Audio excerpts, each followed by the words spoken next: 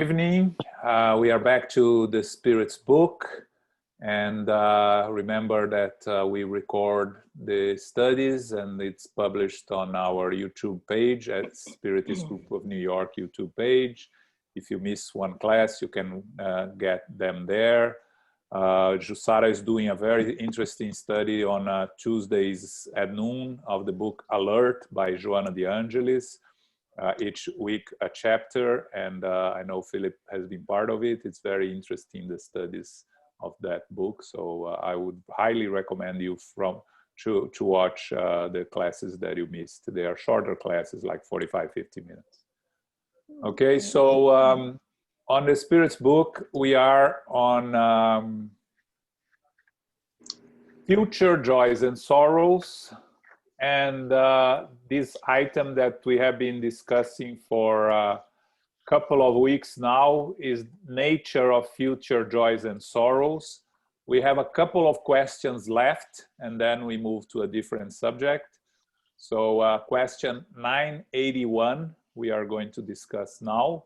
And we will talk a little bit about what we studied before if needed, okay? So Paco, you're going to read for us? Okay. Yes. 981. 981.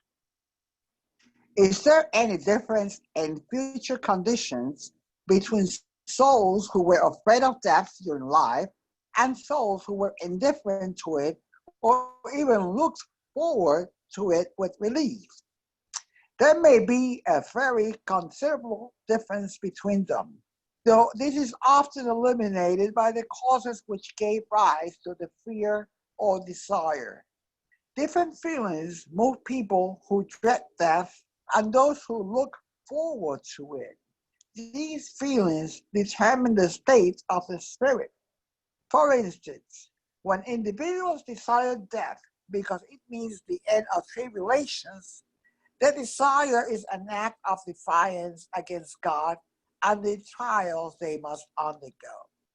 Okay, so here the question is, amongst us incarnated, there are those that are very afraid of death and those that are less afraid or indifferent to death. And the question that Kardec asks the spirits is how they are going to find themselves in the spiritual world, if there is any difference.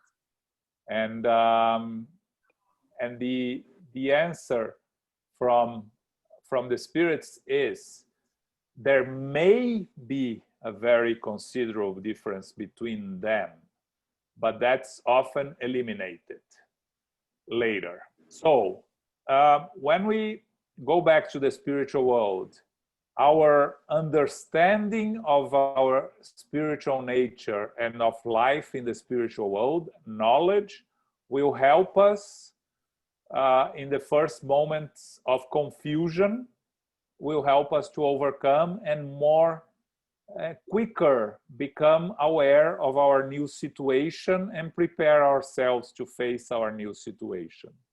Those that were afraid of death and had no idea what happens after the death of the physical body, they will normally and probably take a longer time to understand, and especially first to accept and then to understand in what condition they are in.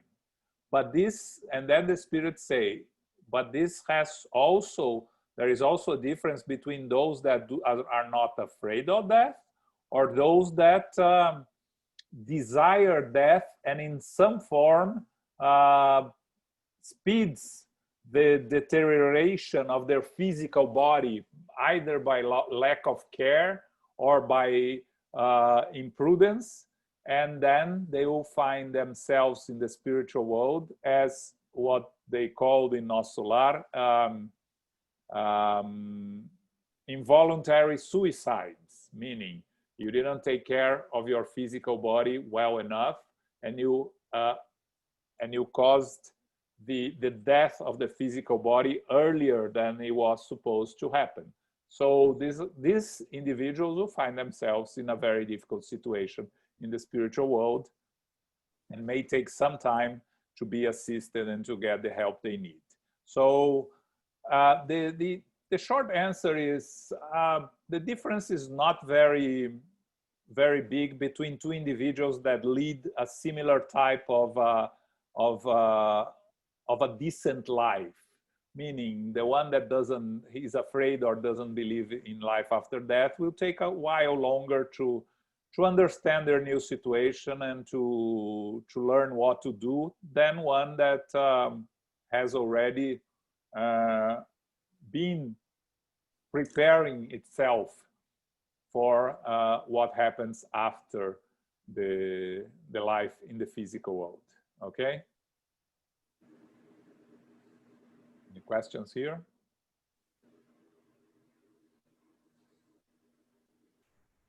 We're good? Okay, so next is the last one on this. Is it necessary to acknowledge Spiritism and believe in spirit manifestation to ensure our happiness in the next life? If that were true, those who do not believe in them or who have not had the opportunity to learn anything about them would be disinherited, which would be absurd. Doing what is good is what ensures future happiness, and the good is invariably good, regardless of the path that leads to it. Belief in Spiritism helps our self-improvement by clearing up our ideas about our future. It hastens the progress and advancement of individuals and the masses because it enables people to ascertain what their future will be, and is both a beacon and source of support. Spiritism teaches us to bear our trials with patience and resignation, turns us away from actions that could delay our future happiness, and contributes to our reaching that happiness. However, it does not imply that we may not reach that same happiness without it. Yes, of course. All of us that study Spiritism have heard this many times. Spiritism is not the only way, and it's not privileged over other beliefs or non-beliefs in terms of what situation we find ourselves in the spiritual world.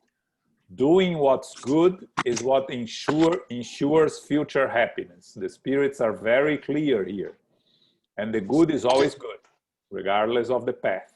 So those that have no beliefs at all in the afterlife, but lead an upright life, lead a good life, will find themselves in good situation in the spiritual world. Those that the fact that you learn about Spiritism, that you learn about our incarnations, and we learn our position in the spiritual world, but we don't put it in practice, and we don't make ourselves better because of this knowledge, we'll find the same problems of people that have no knowledge. So the knowledge, as Kardec says here, helps the belief in the Spiritism teachings, helps our self-improvement by making us understand better what happens our future. So it hastens our progress because it gives us the knowledge and the understanding that our actions have consequences, that everything that we do here will result in something for ourselves in the future. So because of the knowledge, it has the ability to make us work on ourselves to progress and to improve. So it's important. The knowledge is very important. It helps a lot. Otherwise, we wouldn't be here studying it. But it means nothing if we don't put in practice on our daily lives, if we don't make it part of who we are, all this knowledge. So not getting extremely desperate when we have difficult situations, accepting our faith and our path with resignation, understanding what is needed from each one of us to continue our journey, to overcome the obstacles that we have, assistance from the spiritual world whenever we need it. But all this knowledge means nothing if we are not working hard to improve ourselves on the moral side. The intellectual side is always good, but it doesn't do anything without the moral side. You know, I just remembered what Chico used to say, right? If the maxim of Spiritism was, without Spiritism there is no salvation, he would never be a Spiritist. The maxim of Spiritism is, without charity there is no salvation. No salvation, not because it's an external thing, but because we are not going to progress. So we are not going to save ourselves from ourselves. That's the salvation, the meaning of the salvation here. Okay? Okay? Questions, comments? We are moving to a different subject. So future joys and sorrows, that's it. We're moving to temporary atonements. So before we go to temporary atonements, let us remember where we are. We live in a world of trials and expiations, or trials and atonements. What is the difference between trial and atonement? Atonement is a reparation for a mistake we made in the past. The more we insist on repeating the mistake, the more difficult will be the atonement. So normally what they say, the spirits tell us, is we evolve making mistakes, learning from our mistakes. The problem is when we do not learn from our mistakes and insist and repeat them. That's when we create difficult atonements. Trials are opportunities for us to progress.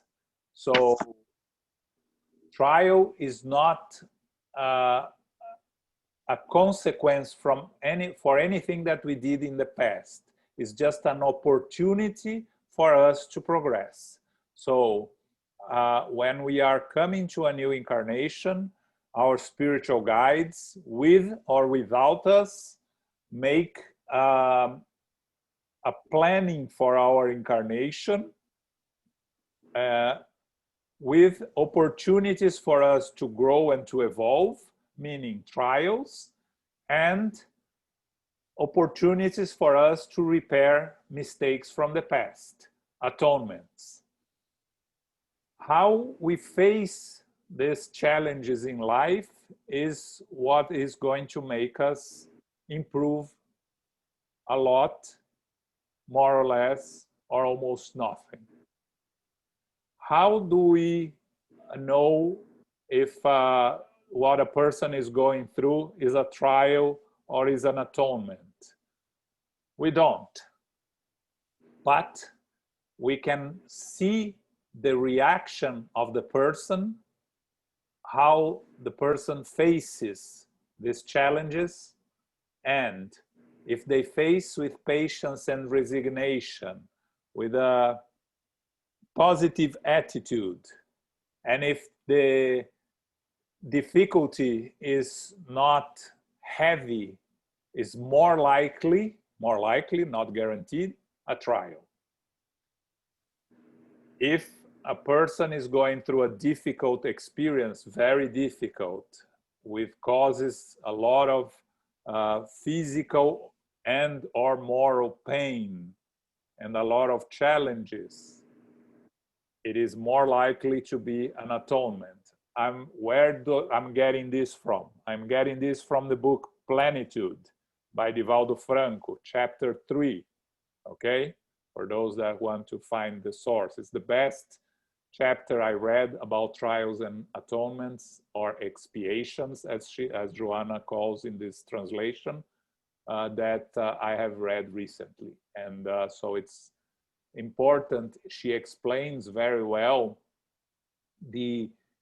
those that are serial offenders, as she calls in the chapter, are the ones that face the really difficult atonements that we will find individuals with mental disabilities, mental challenges, physical challenges. Normally, and again, normally, because it's not guaranteed, is a consequence of being heavily in debt in the past. Now, it's not, I'm saying it's not guaranteed, because there are spirits, more evolved spirits, that choose this path, coming to a difficult incarnation with a physical or mental challenges, in order to help those that are going to take care of them, to help their parents or to help their caretakers. Remember the case of Marcel in the book Heaven and Hell, on the communications from the spirits, the more evolved spirits. It was a child that was completely deformed and lived a happy, in a sense, surprising everyone else around him life, and discarnated very early.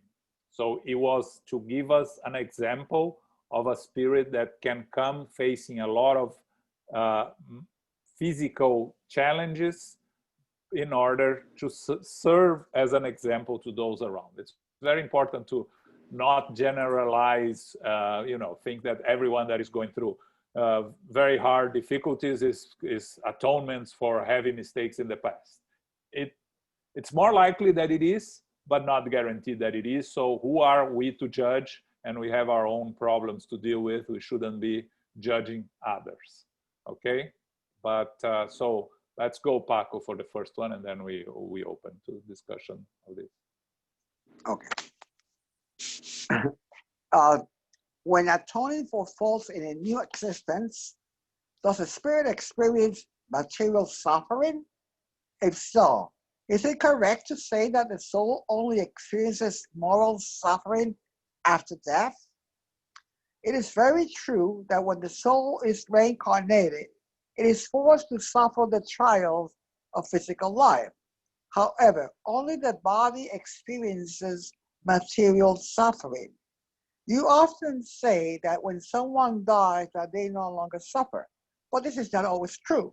A spirit no longer experiences physical pain, but depending on their imperfections, they may have to bear some severe moral suffering. I may be even unhappier in a new life. Those who are greedy beg for bread and are prey to all the miseries of poverty.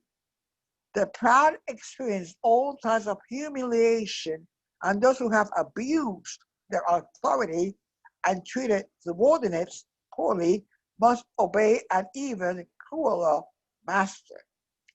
All the tribulations of life are atonements for the faults committed in a previous life, unless they are the consequence of faults committed in the present life. Once you leave your present life, you will understand this. People who consider themselves happy on earth because they are able to satisfy their passions make little effort to improve themselves. Such ephemeral happiness is often atoned in the present life, but certainly it can be atoned in another life that is equally material.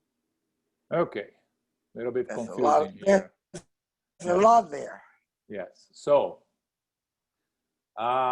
when we come to first, let's start by pieces, divide these in pieces. So we come with a new incarnation. We are going to face atonements, meaning we have to correct mistakes from our previous existences.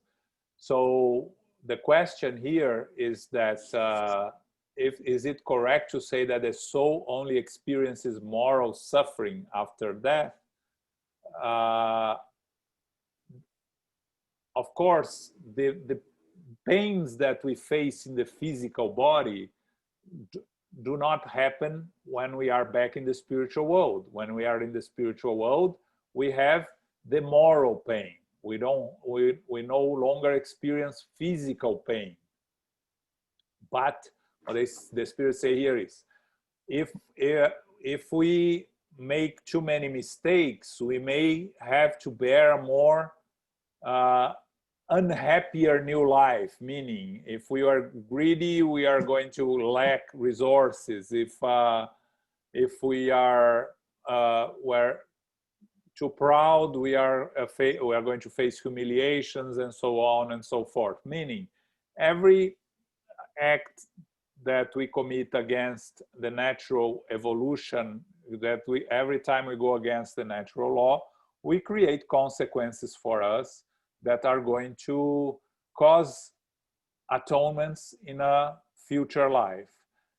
When we are in the spiritual world, we have no physical pain, but we have moral pain. And sometimes the moral pain is even worse than the physical pain, because as we said here many times, without the distractions of the physical body, everything is in the mind. So all the moral pains that we feel, they may feel worse than the physical pain. And even we hear spirits on our mediumship meetings complaining about what they call physical pains, because they are still feeling the same pains that they had in the physical body, until they understand that they no longer need to feel the pain, because in the end, the pain is not in the physical body. The pain manifests in the physical body and is felt by chemical reactions in the brain. So our experience is really felt by the spirit.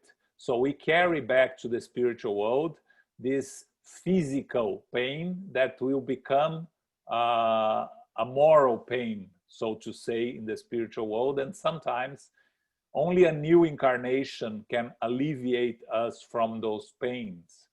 So we will have to face a new incarnation that is many times more difficult than the previous one if we didn't do our job properly in our present incarnation. And of course, as they say here, in the end, the more we satisfy our passions here, physical passions while incarnated, we are making little effort to improve ourselves on the moral aspect. So we are going to create difficult consequences for our future incarnations. Okay? Questions, comments here?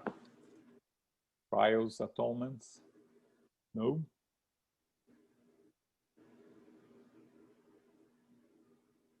Okay, everybody's very quiet today. Okay. Let's go. Okay. Are all major adversities in our currently earthly lives always an atonement for current faults committed by us?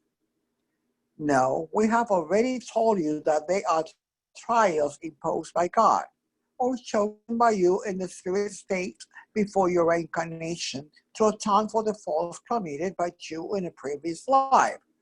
No violation of God's law, especially of the law of justice, ever remains unpunished, and a corrective measure will sooner or later always take place. If you do not correct it in the same life, you will certainly have to correct it in another. This is why individuals whom you view as full-minded are often tormented by the faults of their past. Yeah. So I spoke a little bit on the introduction here. Our major adversities in our currently earthly life can be a trial or atonement. Of course, the language here, trials imposed by God, is a language that was used in the middle of the 19th century. We know better today. There are not trials imposed by God, but they are always only the consequence of the natural law that for us to progress, we have to face challenges. As I said, these are the trials. The ones that we choose or our spiritual guides choose for us for atonement for the faults committed in a previous life are the atonement part of this planet of trials and expiations, or trials and atonements. Remember, we live in a planet of trials and expiations, moving into a world of regeneration. We are in the beginning or middle of this transition, depending on how you see it. Some say that it started when the Spirit's book was published. Some say that started later. But you know, like I said here a couple of weeks ago, some 2-3 weeks ago, after midnight is already a new day, but everything is dark and we cannot see the light. So going into a world of regeneration doesn't mean that we are there or we can see it. Sometimes we can have glimpses of it, and I believe we do have glimpses of a world of regeneration in certain countries in this world, where the difference between the wealthiest and the poorest are not as significant as in the rest of the world, that everybody has the basic laws of protecting themselves and their loved ones. Again, we don't live in a perfect world. We have no perfect society, so we'll find problems everywhere. But we'll find places that are more advanced than others, and we can call them already a country of a world of regeneration. And you know, it comes to mind, for instance, to use an example, New Zealand, right, which is one of the most evolved countries that we have nowadays in many different aspects. And they had a horrible massacre 1.5 years ago that a fanatical killed many people in a mosque. So even in places that we consider, let's say, a country of regeneration, we still have problems, and we still have spirits that are not fully evolved, or inferior spirits that are having an opportunity to live in these places, and sometimes they fail to take advantage of this opportunity, and they will have, of course, to face a more difficult situation in a future life, which is exactly what we're studying here, atonement. The more serious the fault we commit, the more difficult will be our atonement, of course. The more we know, the more responsible we are. So if we are making a mistake, knowing exactly that we shouldn't be making it, the consequences are more serious than if we are making a mistake in the learning process, that we're making a mistake by trying to evolve and learning different ways to do it. Okay, so again, a lot of the difficulties, one thing that I was going to mention the other question, but a lot of things that we face in the present life actually are consequence of things that we have done in this present life. And we in Spiritism, we have we tend to blame things that we don't understand to our previous incarnations. You know, I don't understand why I'm going through this. This is probably something that I did in the past. I don't deserve this.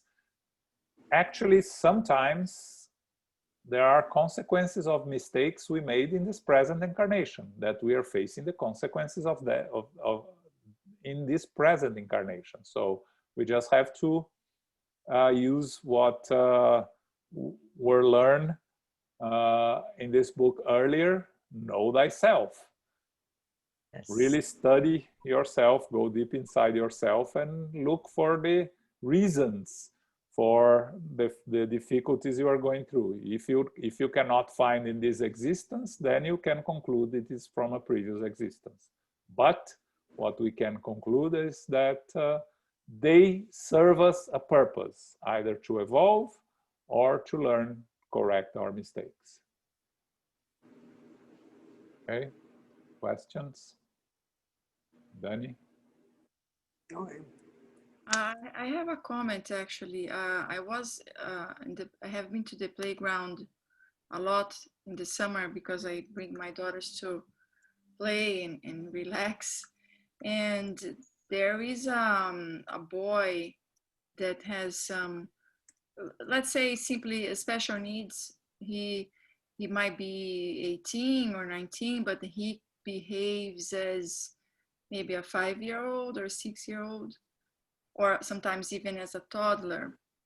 And his father is always there with him, and he's very happy. He's just playing and enjoying his life. And my daughter was asking me about it, right? Like, does it make sense to have this kind of life, like that you seem never to grow up, to be an adult or to be responsible for your own life? You need someone to take care of you because you never are going to probably reach the maturity of an adult, right? And then related to this topic, I was telling her maybe that's the way his life is supposed to be. He's not supposed to take in responsibility and live lightly in that way, but maybe the experience that the people in his life who are actually experiencing the real learning might be his parents, right? And we can see the father is taking care of him, or he's more tense, or he's ready to move at anything because he is a big boy, but he acts maybe as a 3-year-old. So in that case, I could see that maybe the learning itself, in that I only see the father, it could be for the father or the parents, but the boy itself, he's having a lot of fun in his own way. He has no sense of, I have to work, I have to get a job, or I'm not saying it's easy, but for his life, that's what it's supposed to be for him. Yeah. Very good. Very good. Yeah, it's of course, as I said before, we cannot conclude because we have no knowledge of their past and their previous existence. But what we can is look at the situation like you did and see a father that cares, that takes care of him. So we see there some readjustment being made between the father and the son. For a reason that we don't know, but the fact that they apparently, the kid is living a decent life, happy life in a sense, and the father is there taking care of him. Of course, we cannot expect the father to be 100% happy with the situation of the son, because of course no one wants to go through these experiences, but it's an opportunity for both. And by what you describe, of course, we have no knowledge of details. They are in the process of making reparations for whatever happened between them in the past, or and normally these incarnations of these mentally challenged kids, they are not long. These kids die normally up to 30 years old or something like that. They don't live longer because normally it is an incarnation that doesn't need to be that long for the spirit itself, for the spirit not to be stuck in a body that cannot function. Because the issue is with the physical body, of course, is not the spirit. The spirit is imprisoned in that body that cannot function. But it's an experience sometimes. The spirits say it's a relief for the spirit to come. They were struggling so much in the spiritual world with as a consequence of their past. The moment you recognize your imperfections, your mistakes, sometimes heavy mistakes, you may even choose to come in an incarnation where you have no, as you said, no responsibilities, and is an opportunity for the Father also to exercise his love, his patience, his acceptance. Again, we're talking in theory here because we don't know the details, and we cannot apply to all the cases. But what we have to look at these cases with tenderness, with love, and with understanding, right? Especially if sometimes we are tempted to lose our patience when we have these people around us because of the way they behave. They disturb the ambient that we are. We need to remember to respect, to accept, and to allow them to live their life the best way they can. Okay. Anyone else? Nope. Okay. Next. When a spirit reincarnates in a more advanced world, is this a reward?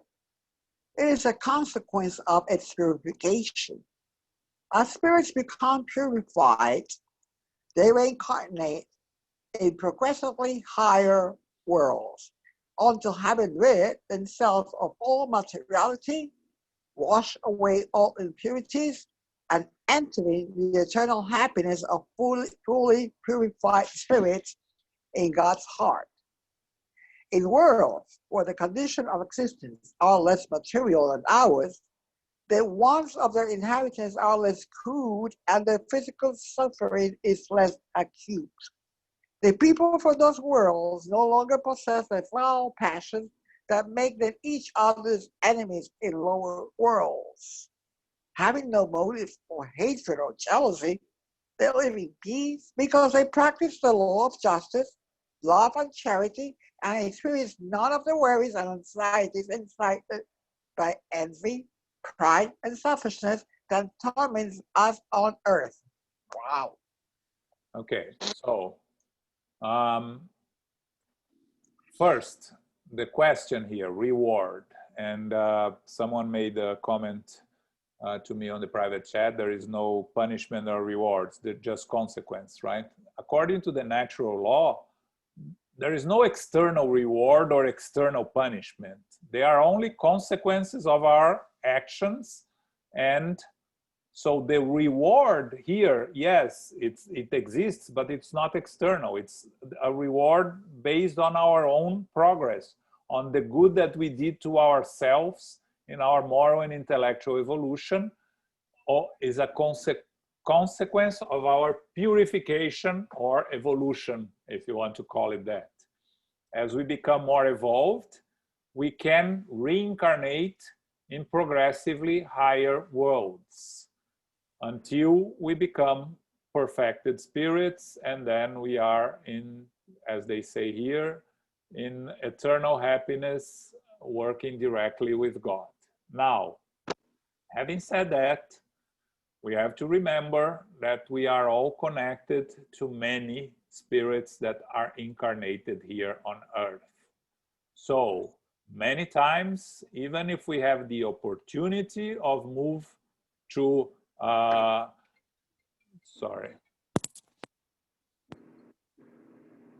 the opportunity to move to a more evolved world, we reject this opportunity because we want to stay here. And an example that we have is the spirit of Bezerra de Menezes, who had, when he finished his incarnation here on earth, he was given the opportunity of incarnating, having his next incarnation in a more evolved world. And he said that while there was suffering here on earth, he would remain here, connected to us. And he's the one that helps and assists a lot of spiritists, a lot of spiritist centers, a lot of those struggling. A little bit about Bezerra de Menezes. He was a doctor. He became a spiritist in 1886, and he discarnated in 1900. So in 14 years, actually the same time that Kardec had here in terms of spiritism, from 1855 to 1869, he did all the work that he did and became such an important figure in spiritism. He had 15 children, and the year he became a spiritist, he lost 3 kids, 3 children, not kids, they were not kids, 3 children he lost for different reasons. There was a good reason for someone to doubt seriously everything they believe, and actually reinforced his belief and dedication to spiritism. So it's interesting, his case. So yes, we can incarnate in a more evolved world. And I remember the case of Alcione in the book Renunciation. She was living already in a more evolved world and decided to come back to Earth to have a reincarnation here as Alcione to help her loved one, that I don't remember the name. But so the more evolved we are, the freer we are to transition between worlds. And a world, as Kardec explains here, a more evolved world, there are less motives for hatred and jealousy. So we are more able to live in peace because most of its inhabitants practice the law of justice, love, and charity. Again, the difference between a world of trials and atonements and a world of regeneration is that a world of trials and atonements, evil still predominates over goodness. A world of regeneration, goodness prevails over evil. Doesn't mean that it doesn't have spirits that are not prepared to deal with it, that are not going to make mistakes and commit crimes against themselves or others, but it will be in a much smaller number. The example I gave about New Zealand is a good example, right? It's a country that mostly lives in peace, but sometimes you have events like we had I forgot the name of the city, Christchurch or something like that last year. Okay. Questions, comments, anything? I have a question. What happens when you are in a network, family, friends, community, and you move forward and you want to better yourself? You know, you feel kind of sad they're behind, but you don't want to be there. You want better wealth for yourself. Yeah. What happens in that case? The thing is, Paco, you have to balance the need for your personal evolution and the need that you feel yourself to be close and to help your loved ones that are behind you in this progress. So of course, you know, you will. And remember, Paco, you are the one that always said that one incarnation is nothing, right? So if we decide to come to a reincarnation, to be close to our loved ones, to help in their progress, to be actively assisting them, and then, you know, we do our job, and then we move to a more evolved world in the next incarnation because our family, loved ones are taken care of in a sense, in the sense of their eternal evolution. We can do that, right? Spirits will choose that. When we have a more evolved understanding of our eternal journeys, we know that the time spent in an incarnation is nothing, and then we have time to continue on our own progress. Because if you feel that you are being selfish by taking care of yourself and not taking care of others, an evolved spirit will not act selfishly.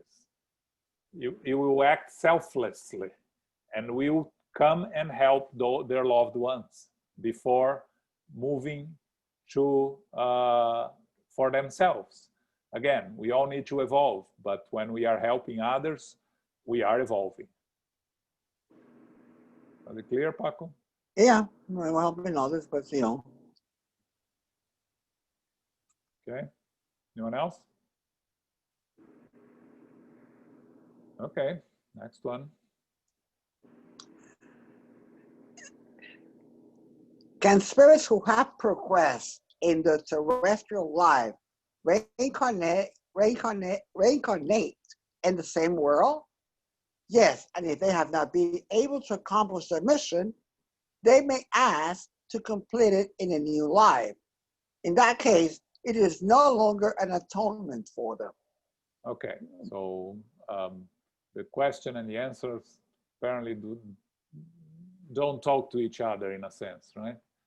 So the question is, can spirits who have progressed in the terrestrial life reincarnate in the same world? Yes, we know that. We keep reincarnating here, and we are always progressing.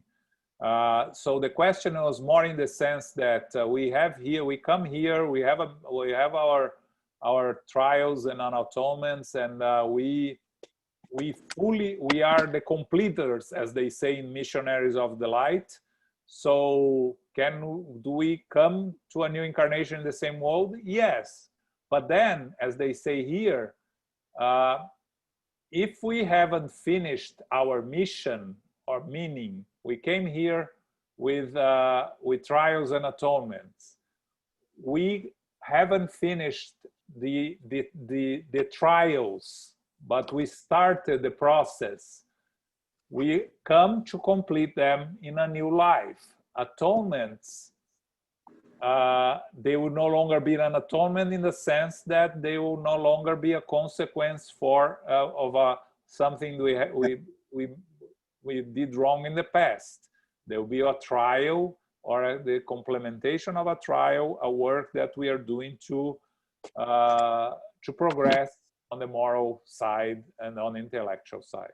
Okay, it's a little bit confusing, this question, but that's the idea here. What becomes of the person who, without doing wrong, does nothing to be free from the influence of matter? Since such individuals have made no progress towards perfection, they have to begin a new life of the same nature as the one they have left. They remain stationary and prolong the suffering of atonement.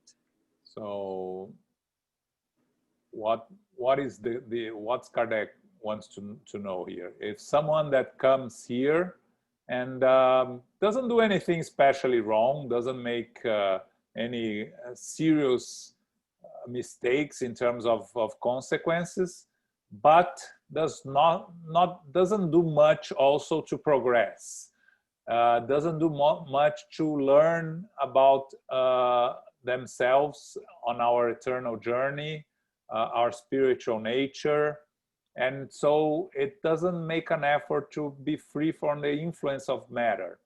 So what the spirits say here, since they haven't made much progress towards perfection, which is the end, the objective, right?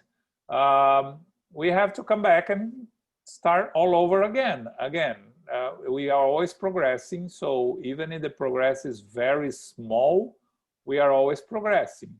But okay, that was my question. Okay.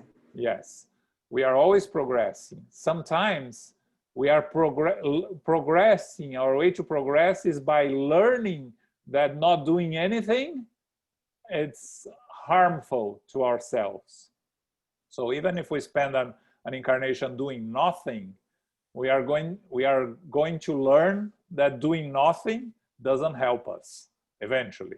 So that's the progress there. it's very, because we want to see progress, and sometimes we cannot see. It's imperceptible because it's very small. Let's say, you know, you were a serial murder in one incarnation, and you come here and you are able to control your tendencies and kill fewer people in this incarnation. What's the progress in that? You are incurring in more debt for yourself, in more enemies. Well, but you are at least being able to control a little bit of your inferior impulses. So it's a little bit of progress, despite we from the outside not seeing any progress at all, seeing some barbaric spirit. So, you know, everything has to be put in perspective. The only way for us to see how much we progress is by comparing with ourselves previously.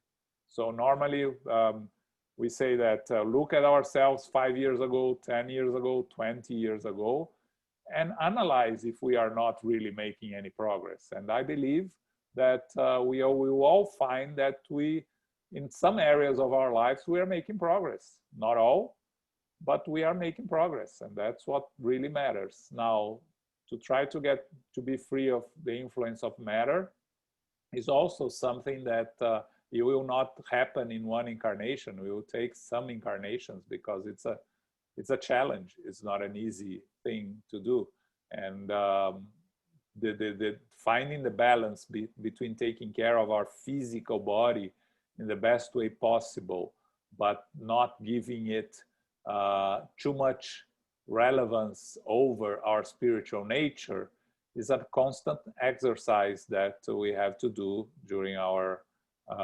lives. Are you saying that when we come here, we always move forward? There's no possibility of us being sort of stagnated or, you know, stationary, like they said, or we always have some kind of progress. That's what you're saying? Or is it possible to, or just is it possible to reincarnate and waste that reincarnation with no progress? You know what? There is always progress, but what can happen is an incarnation that the progress is invisible to everyone. But as I said, is even if the spirit will learn from wasting that incarnation, that he needs to do better in the next one, it is a progress, because you are learning what not to do, and that's a progress. So okay. if you spend a whole incarnation doing nothing, or actually making no effort in improving morally and or intellectually, you will look back one day, you know, it doesn't need to be exactly immediately after you go back to spiritual world, but one day you look back and see a wasted opportunity, that you spend a whole incarnation without making any real progress, and that's progress in a way. Okay, so yeah, I see what you mean. I see what you mean. Being cognizant of not making any progress is progress itself. yes, it's a difficult concept, but that's that's what really happens. And again, it's important here, the difference between Spiritism and Eastern beliefs of reincarnation is that they believe that we can reincarnate as a cockroach or as an animal if we don't do our job properly in one incarnation. And according to Spiritism, we are always progressing. So there is no reincarnation back. Again, the moral side is always with us in all incarnations. So all progress you make on the moral side is always with us. The intellectual progress, it may be not brought to a new incarnation according to our needs. again, with the case Daniela mentioned before, that kid, he clearly did not bring his intellectual abilities to this, many of his intellectual abilities to this incarnation, or they are constrained by the imperfections of the physical body, but he's not losing his intellectual abilities, the eternal spirit. It's just a temporary separation, or not, it's not even a separation, but inaccessibility to the intellectual knowledge that this spirit has. Okay, but the moral is always there. So if he's a spirit that you know, is patient, is kind, he will be kind and patient even in a body that cannot manifest it properly. Okay. Okay. We're going to stop here. We have a couple of minutes left only, so we continue this next week on question 988. We talking a little bit of what we have this weekend. We have a couple of things in this weekend that are really worth paying attention. So our lecture on Saturday, the United States Spiritist Federation lecture, is Our Neighbors by Leonardo Vieira, who is a member of the Spiritist Society of Baltimore and is one of the directors of the group there. So that's Saturday, 11 a.m. And he's going to talk about the importance of being kind to our neighbors and to treat the neighbors how we would like to be treated. Now, the other event here that we have this weekend is more focused on educators. It's a virtual workshop. It's the 12th Spiritist Educators Workshop that happens every year in Danbury, organized by the Allan Kardec Spiritist Center of Danbury. But this year, it's, of course, as everything, is going to be virtual. It starts tomorrow, and it's Friday, Saturday, and Sunday at 9, from 8 to 9 on Friday, and then from 7 to 9:30 on Saturday and Sunday.